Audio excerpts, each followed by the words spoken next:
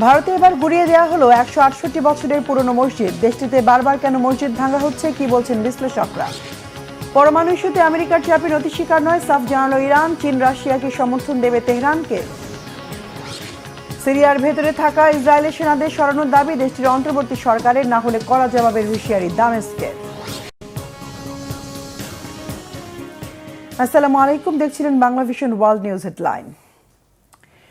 ভারতের আবারও ভাঙা হলো মসজিদ। এবার দেশটির উত্তরপ্রদেশের মিরাটে প্রায় 168 বছরের পুরনো মসজিদ গুড়িয়ে দিয়েছে ভারতের উগ্র হিন্দুত্ববাদী সরকার। স্থানীয় মুসলিমদের তীব্র প্রতিবাদ ও বাধা উপেক্ষা করে রেল প্রকল্প নির্মাণের অজুহাত দেখিয়ে শুক্রবার রাতের আধারে মসজিদটি ভেঙে ফেলে যোগী আদিত্যনাথের প্রশাসন। বারবার কেন ভারতে মসজিদ ভাঙা হচ্ছে, কি বলছেন বিশ্লেষকরা? বিস্তারিত মীর ফজল রাব্বির ডেস্ক রিপোর্টে। ভারতে মুসলিমদের বিরুদ্ধে প্রকাশ্যে বিষোদ্গার ছড়ানোকে যেন নেশায় পরিণত করেছেন উত্তরপ্রদেশের মুখ্যমন্ত্রী যোগী আদিত্যনাথ। মহাকুম্ভ মেলা শুরুর আগে তিনি বলেছিলেন, কোনো বিতর্কিত কাঠামোকে মসজিদ বলা উচিত নয়। এ ধরনের উপাসনা ঈশ্বরের কাছেও গ্রহণযোগ্য নয়। তার এ ধরনের মসজিদ বিদ্বেষী বক্তব্যের জেরে অনেক সমালোচনা হলেও সেসবে একদমই তোয়াক্কা করেননি তিনি। এবার তারই এলাকা উত্তরপ্রদেশের মিরাটে গুড়িয়ে দেওয়া হলো 168 বছরের পুরনো এক মসজিদ। শুক্রবার মসজিদটি ভাঙার আগে স্থানীয়দের ব্যাপক বাধার সম্মুখীন হয় উগ্র হিন্দুত্ববাদী যোগী আদিত্যনাথের প্রশাসন। তবে পরে পুলিশ ও নিরাপত্তা বাহিনীর উপস্থিতিতে গভীর রাতে মসজিদটি সম্পূর্ণরূপে গুড়িয়ে দেওয়া হয়। মসজিদটি ভাঙার পর তার ধ্বংসাবশেষও সরিয়ে ফেলা হয়। মিরাট শহরের প্রসিদ্ধ দিল্লি রোডে অবস্থিত 168 বছরের পুরনো ঐতিহাসিক এই মসজিদের কোনো চিহ্নই আর অবশিষ্ট নেই। সংবাদ মাধ্যম মুসলিম মিররের এক প্রতিবেদনে বলা হয়, র্যাপিড রেল নেটওয়ার্ক সম্প্রসারণের জন্য মসজিদটি ভেঙে ফেলা হয়েছে। সরকারের পক্ষ থেকে দাবি করা হয়, মুসলিম সম্প্রদায়ের সম্মতিতেই রেল প্রকল্পের জন্য মসজিদটি ভাঙার সিদ্ধান্ত নেওয়া হয়েছে। কিন্তু মসজিদের মুতোয়াল্লি হাজি সালিহিন জানান, 20 ফেব্রুয়ারি প্রশাসনের সঙ্গে তাদের বৈঠক হয়েছিল। তবে মসজিদটি ঐতিহাসিক ও গুরুত্বপূর্ণ হয় তারা এটি ভাঙতে পুরোপুরি সম্মত ছিলেন না। কিন্তু যোগী সরকারের চাপে পড়ে অবশেষে নতুন জায়গায় মসজিদ নির্মাণের শর্তে তারা সিদ্ধান্ত মেনে নিতে বাধ্য হন। তবে স্থানীয় মুসলিমরা বলছেন, পুনরায় মসজিদ নির্মাণের জন্য তাদের কোনো বিকল্প জমি সরবরাহ করা হয়নি। 1857 সালে নির্মাণের পর থেকে গত 168 বছর ধরে মিরাটের মুসলিম ঐতিহ্যের নিদর্শন হিসেবে দাঁড়িয়েছিল এই মসজিদ। 1981 সালে একটি আইনি বিরোধের কারণে সাময়িকভাবে মসজিদটি সিলগালা করে দেওয়া হয়। সুপ্রিম কোর্টে আইনি লড়াইয়ের পর এটি পুনরায় খুলে দেওয়া হয়, যা উত্তরপ্রদেশ কর্তৃপক্ষ মসজিদ ভাঙার নির্দেশ না দেওয়া পর্যন্ত কার্যকর ছিল। দীর্ঘদিন ধরেই নিজেকে একজন গুরুত্বপূর্ণ হিন্দুত্ববাদী নেতা হিসেবে প্রতিষ্ঠা করার জন্য কঠোর পরিশ্রম করে যাচ্ছেন যোগী আদিত্যনাথ। উত্তরপ্রদেশের সাম্ভালে শাহী জামা মসজিদ ভেঙে ফেলাকে কেন্দ্র করে ঘটা সংঘর্ষে প্রাণ হারিয়েছিলেন 3 মুসলিম যুবক। সে প্রসঙ্গে যোগী বলেছিলেন, ঐতিহ্য পুনরুদ্ধার করা কোনো মন্দ কাজ নয়। এছাড়াও গত মাসে সনাতন ধর্মকে ভারতের জাতীয় ধর্ম উল্লেখ করে যোগী বলেছিলেন, উপাসনার ধরন ভিন্ন হতে পারে, তবে ধর্ম একটি, আর সেটি সনাতন ধর্ম।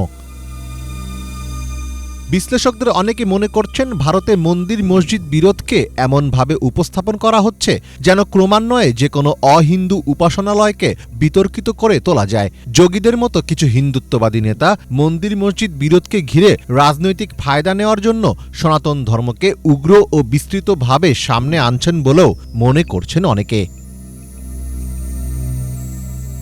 মীর ফজল রাব্বি, বাংলা ভিশন। পরমাণু ইস্যুতে আমেরিকার চাপের কাছে ইরান নতি স্বীকার করবে না বলে সাফ জানিয়ে দিয়েছে ইরান। দেশটির সর্বোচ্চ ধর্মীয় নেতা আয়াতুল্লাহ আলী খামেনির পর এবার একই ঘোষণা দিলেন ইরানের পররাষ্ট্রমন্ত্রী আব্বাস আরাকচি। 25 ফেব্রুয়ারি মঙ্গলবার ইরান সফররত রুশ পররাষ্ট্রমন্ত্রী সের্গেই লেভরভের সঙ্গে বৈঠকের পর এমন মন্তব্য করেন তিনি। জানান, যুক্তরাষ্ট্রের চাপ অব্যাহত থাকলে পরমাণু ইস্যুতে সরাসরি আলোচনায় বসবে না ইরান। রাশিয়া কি এই ইস্যুতে ইরানকে সমর্থন দিবে? হাফিজুল ইসলামের ডেস্ক রিপোর্টে বিস্তারিত। যুক্তরাষ্ট্রের কঠোর নিষেধাজ্ঞা, কূটনৈতিক চাপ, এমনকি সামরিক হুমকির পরেও মাথা নত করবে না ইরান। পারমাণবিক কর্মসূচি থেকে পিছু হটার বদলে কড়া ভাষায় তেহরান জানিয়ে দিয়েছে ইরান কখনো আত্মসমর্পণ করবে না। গত ২৫ ফেব্রুয়ারি ইরানে রুশ পররাষ্ট্রমন্ত্রী সের্গেই ল্যাভরভের সঙ্গে বৈঠকের পর এমন হুঁশিয়ারি উচ্চারণ করলেন ইরানি পররাষ্ট্রমন্ত্রী আব্বাস আরাগচি। পশ্চিমা বিশ্ব যখন ভেঙে ফেলতে চাইছে ইরানের অর্থনীতির মেরুদণ্ড, তখন দেশটি খুঁজে নিচ্ছে বিকল্প পথ, তৈরি করছে নতুন নতুন মিত্র। চীন ও রাশিয়ার সাথে ইরানের ক্রমবর্ধমান ঘনিষ্ঠতার জেরে মধ্যপ্রাচ্যে ব্যাপক হারে হ্রাস পাবে আমেরিকার একক প্রভাব। দ্বিতীয় মেয়াদে যুক্তরাষ্ট্রের ক্ষমতায় আসার পর ইরানের উপর সর্বোচ্চ চাপ প্রয়োগের নীতি পুনর্বহাল করেন মার্কিন প্রেসিডেন্ট ডোনাল্ড ট্রাম্প। সম্প্রতি তেহরানের তেল রফতানিকে নিশানা করে আরোপ করা হয় আরেক দফা নিষেধাজ্ঞা। আলোচনার টেবিলে সমঝোতার কথা বললেও ট্রাম্পের এমন শত্রুতার বহিঃপ্রকাশ জটিল করে তুলছে পরিস্থিতি। অন্যদিকে গত ২৪ ফেব্রুয়ারি ইউক্রেন ইস্যু নিয়ে জাতিসংঘে এক ভোটাভুটিতে মস্কোর পক্ষে অবস্থান নেয় ওয়াশিংটন। এর আগে ট্রাম্প পুতিনের মাঝে হয়েছে দীর্ঘ ফোনালাপ। এসব পদক্ষেপের কারণে ধারণা করা হচ্ছে ভিন্ন দিকে মোড় নিতে শুরু করেছে রুশ মার্কিন সম্পর্ক। কিন্তু রাশিয়ার পুরনো মিত্র ইরানে রুশ পররাষ্ট্রমন্ত্রীর রাষ্ট্রীয় সফর তৈরি করছে নানা রকম সন্দেহ। মার্কিন চাপের মুখে মাথানত করার পরিবর্তে বরাবরই রুখে দাঁড়ানোর মনোভাব ব্যক্ত করে আসছেন ইরানের সর্বোচ্চ ধর্মীয় নেতা আয়াতুল্লাহ খামেনি ও দেশটির শীর্ষ নেতারা। রুশ পররাষ্ট্রমন্ত্রী সের্গেই ল্যাভরভকে একই কথা বললেন ইরানের পররাষ্ট্রমন্ত্রী। পারমাণবিক ইস্যুতে আমরা রাশিয়া এবং চীনে আমাদের বন্ধুদের সাথে পারস্পরিক সহযোগিতার মধ্য দিয়ে সামনে এগিয়ে যাব। সেই অনুযায়ী নির্ধারণ করব আমাদের অবস্থান। চাপ, হুমকি বা নিষেধাজ্ঞার মাঝে থেকে কোনো রকম আলোচনা করব না।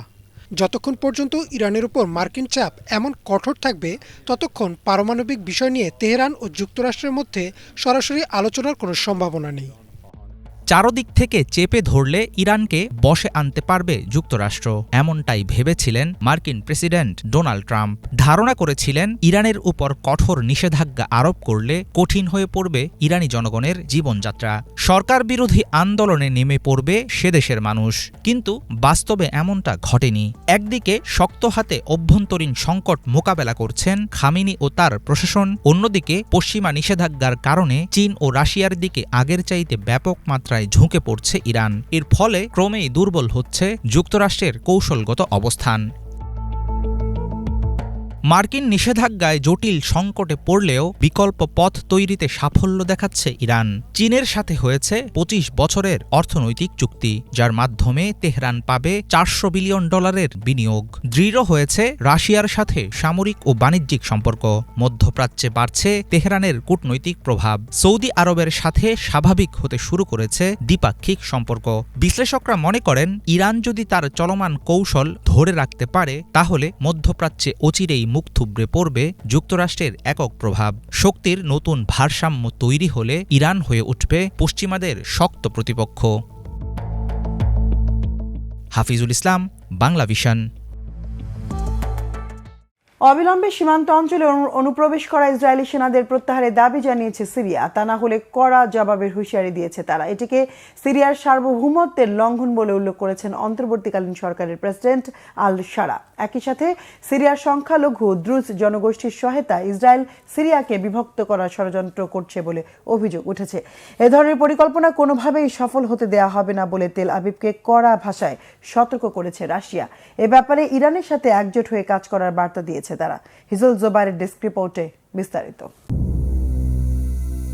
নতুন করে আরেকটি যুদ্ধে জড়াতে যাচ্ছে মধ্যপ্রাচ্য। কেননা ইসরায়েলি সেনারা সিরিয়ার যত গভীরে অনুপ্রবেশ করছে, দামেস্ক ও তেল আবিবের মাঝে উত্তেজনার পারদ ততই চড়ছে। এ ব্যাপারে গভীর উদ্বেগ জানাচ্ছে খোদ জাতিসংঘ। ইসরায়েলের এই দখলদারির তীব্র বিরোধিতা জানিয়েছেন সিরিয়ার অন্তর্বর্তীকালীন সরকারের প্রেসিডেন্ট, সাবেক বিদ্রোহী নেতা আহমেদ আল শারা। অবিলম্বে অনুপ্রবেশকারী সেনাদের প্রত্যাহারের দাবি জানিয়েছেন তিনি, অন্যথায় গুনতে হবে চড়া মাশুল। মঙ্গলবার জাতীয় সংবাদ সম্মেলন আয়োজনের পরপরই সিরিয়ার দিক থেকে ইসরায়েলের প্রতি এই হুঁশিয়ারি এলো।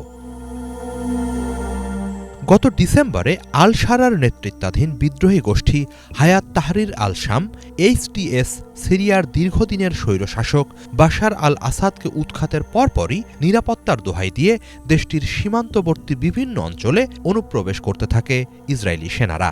বর্তমানে তারা জাতিসংঘের নজরদারিতে থাকা সিরিয়ার গোলান হাইটস অঞ্চলের বাফার জোনের একাংশ দখলে রেখেছে। HTSকে সীমান্তের কাছাকাছি ঘেঁষতে দেয়া হবে না, সেই লক্ষ্যেই সেনারা ওই অঞ্চলের নিয়ন্ত্রণ নিয়েছে বলে দাবি ইসরায়েলের প্রধানমন্ত্রী বেনিয়ামিন নেতানিয়াহুর। ইসরায়েল ঘেঁষা দক্ষিণ সিরিয়ায় শত্রুভাবাপন্ন কোনো গোষ্ঠী ঘাঁটি গাড়লে ভয়াবহ পরিণতি ভোগ করতে হবে বলেও হুঁশিয়ারি জানিয়ে আসছেন তিনি। দামেস্ক ও তেল আবিবের মধ্যে এই উত্তেজনা বৃদ্ধি নিয়ে গভীর উদ্বেগ জানাচ্ছে জাতিসংঘ। অবিলম্বে গোলান হাইটস থেকে ইসরায়েলকে সেনা সরানোর আহ্বান জানিয়েছে তারা। সতর্কতা জানিয়ে সংস্থাটি আরও বলছে, সিরিয়ার স্থিতিশীলতার প্রশ্নে আগামী কয়েক সপ্তাহ খুবই গুরুত্বপূর্ণ। শুরুতে গোলান হাইটসে সেনা মোতায়েনের বিষয়টিকে সাময়িক বলা হলেও বর্তমানে ইসরায়েল বলছে এটি অনির্দিষ্টকালের জন্য। তবে অভ্যন্তরীণ ও আন্তর্জাতিকভাবে এই দখলদারি প্রতিরোধের হুঁশিয়ারি জানাচ্ছে সিরিয়া। ক্রমবর্ধমান এই উত্তেজনা প্রশমিত না হলে যে কোনো সময় মধ্যপ্রাচ্যে আরেকটি যুদ্ধ ছড়িয়ে পড়তে পারে বলে সতর্ক করছেন বিশ্লেষকরা। এদিকে এরই মাঝে ইসরায়েল সিরিয়াকে বিভক্ত করার গভীর কূটচালে মেতে উঠেছে বলে অভিযোগ উঠছে। আন্তর্জাতিক বিভিন্ন গণমাধ্যমের প্রতিবেদনে এই অভিযোগের কথা উঠে এসেছে। বলা হচ্ছে, সিরিয়ার সংখ্যালঘু দ্রুজ জনগোষ্ঠীর সহায়তায় দেশটিকে বিভক্ত করার ষড়যন্ত্র করছে ইসরায়েল। তবে এ ধরনের ষড়যন্ত্র কখনোই সফল হতে দেয়া হবে না বলে ইসরায়েলকে সতর্ক করেছে রাশিয়া।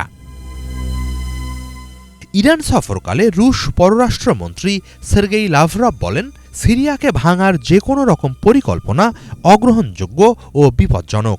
আগামীতে রাশিয়াকে এড়িয়ে এই দেশটিতে বাইরের কোনো শক্তির হস্তক্ষেপ বরদাস্ত করা হবে না।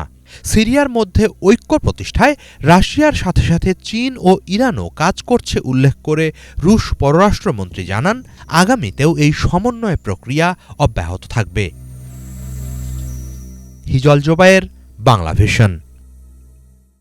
এবার ইউক্রেন যুদ্ধবন্ধের শর্ত নিয়ে মার্কিন প্রেসিডেন্ট ডোনাল্ড ট্রাম্পের সাথে মতবিরোধে জড়িয়েছেন স্বার্থের মিত্র রাশিয়ার প্রেসিডেন্ট ভ্লাদিমির পুতিন। ক্রেমলিন মুখপাত্র বলেছেন, ইউক্রেনে ইউরোপীয় শান্তিরক্ষী মোতায়েনের চেষ্টায় আপত্তি আছে মস্কোর। পুতিন আর ট্রাম্পের বন্ধুত্বে ইউরোপীয় নেতাদের অস্বস্তি ক্রমান্বয়ে বাড়তে থাকার মধ্যে এ মতবিরোধ নতুন মোড় নিতে যাচ্ছে। রাশিয়ার প্রেসিডেন্টের দপ্তর ক্রেমলিনের মুখপাত্র দিমিত্রি পেসকভ সাংবাদিকদের প্রশ্নের বিষয়ে সরাসরি কোনো মন্তব্য করেননি, শুধু রাশিয়ার আপত্তি থাকার ইঙ্গিত দিয়েছেন। রাশিয়ার অভিযোগ, ইউরোপীয় শান্তিরক্ষী মোতায়েনের অজুহাতে ইউক্রেনে ন্যাটো সেনা মোতায়েনের অপচেষ্টা হচ্ছে। গত সোমবার ট্রাম্প আশ্বস্ত করে বলেছিলেন, ইউক্রেনে ইউরোপীয় শান্তিরক্ষী মোতায়েনে আপত্তি করবে না মস্কো। আর এই মধ্যস্থতা প্রক্রিয়ার অংশ হিসেবে যুক্তরাষ্ট্রকে রেয়ার আর্থ মিনারেল বা বিরল খনিজ পদার্থ দিতে ইউক্রেন রাজি হয়েছে বলে নিশ্চিত করেছেন ট্রাম্প। বলেছেন, এই বিষয়ে চুক্তি করতে চলতি সপ্তাহে ওয়াশিংটন সফর করতে চাচ্ছেন ইউক্রেনের president Volodymyr Zelensky. Flat screen television, iPod থেকে শুরু করে গাড়ির সরঞ্জাম তৈরিতে অত্যাবশ্যকীয় উপাদান এই রেয়ার আর্থ মিনারেল। বলা হয়ে থাকে, বিশ্বের 95% রেয়ার আর্থ মিনারেল মজুদ আছে চীনে। এক দশকেরও বেশি সময় ধরে চীন এই খনিজ রপ্তানি কমিয়ে দিয়েছে। বিরল খনিজের বিপুল মজুদ থাকার দাবি করে যুক্তরাষ্ট্রের চাহিদা মেটানোর প্রস্তাব দিয়েছে রাশিয়া। এবার যুক্তরাষ্ট্রে $50 লাখ অর্থাৎ বাংলাদেশি মুদ্রায় প্রায় 60,59 লাখ টাকা দিয়ে মার্কিন নাগরিকত্ব অর্জনের সুযোগ তৈরি করে দিচ্ছে ডোনাল্ড ট্রাম্প। ধনী ব্যক্তিদের জন্য নাগরিকত্ব প্রাপ্তির প্রক্রিয়া সহজ করতে গোল্ড কার্ড সিস্টেম চালু করবেন ট্রাম্প। অতএব যারা এই গোল্ড কার্ড কিনবেন তারা যুক্তরাষ্ট্রে স্থায়ী বাসিন্দা হওয়ার সুযোগ পেয়ে থাকবেন। বিস্তারিত ডেস্ক রিপোর্টে। দ্বিতীয় মেয়াদে প্রেসিডেন্ট হিসেবে দায়িত্ব গ্রহণের পর জন্মসূত্রে মার্কিন নাগরিকত্বের উপর নিষেধাজ্ঞা আরোপ করেন ডোনাল্ড ট্রাম্প। এরপরই অভিবাসী প্রত্যাবাসন প্রক্রিয়া শুরু করেন তিনি। সম্প্রতি ট্রাম্প অভিবাসন নীতিতে নতুন একটি পরিকল্পনা গ্রহণ করতে যাচ্ছেন। এই পরিকল্পনার আওতায় $50 লাখ অর্থাৎ বাংলাদেশি মুদ্রায় প্রায় 60,59 লাখ টাকার বিনিময়ে মার্কিন নাগরিকত্ব লাভের সুযোগ প্রদান করবেন ট্রাম্প। ডোনাল্ড ট্রাম্প বলেন, তিনি ধনী অভিবাসীদের জন্য মার্কিন নাগরিকত্ব পাওয়ার প্রক্রিয়া সহজ করার উদ্দেশ্যে একটি গোল্ড কার্ড ব্যবস্থা চালু করতে যাচ্ছেন। এই গোল্ড কার্ড তাদের স্থায়ী বাসিন্দা হওয়ার সুযোগ দেবে এবং আমেরিকান নাগরিকত্ব অর্জনের পথে এগিয়ে যেতে সাহায্য করবে। Selling a gold card. You have a green card. This is a gold card. We're going to be putting a price on that card of about $5 million, and that's going to give you green card privileges plus.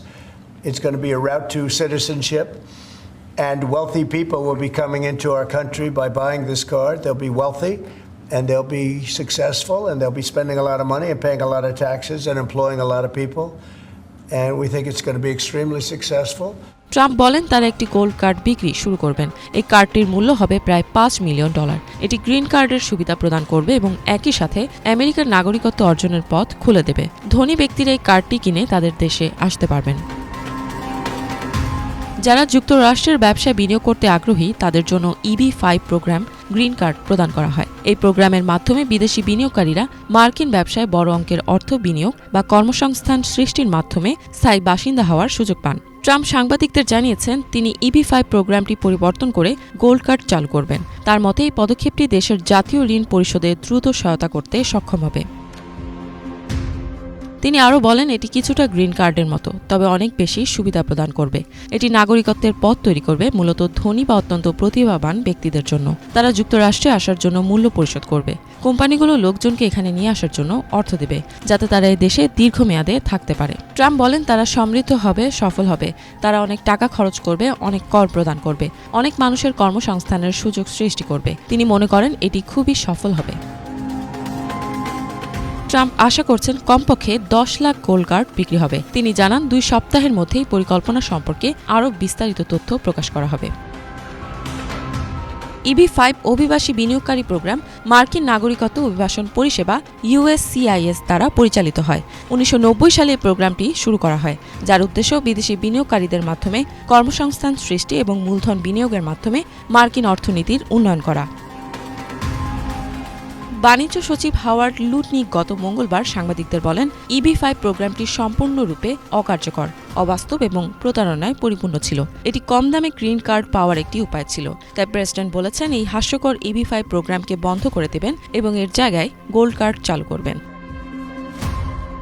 বিশ্বের বিভিন্ন দেশে ধনী ব্যক্তিদের জন্য ভিসার সুবিধা রয়েছে। পরামর্শদাতা প্রতিষ্ঠান হেনলি অ্যান্ড পার্টনার্স জানায় পৃথিবী জুড়ে 100টিরও বেশি দেশ গোল্ডেন ভিসা প্রোগ্রাম অফার করে, যার মধ্যে যুক্তরাজ্য, স্পেন, গ্রিস, মাল্টা, অস্ট্রেলিয়া, কানাডা এবং ইতালির মতো দেশও অন্তর্ভুক্ত। ইফাত জাহান, বাংলাভিশন। দর্শক, এ ছিল আজকের মতো। সাথে থাকায় ধন্যবাদ।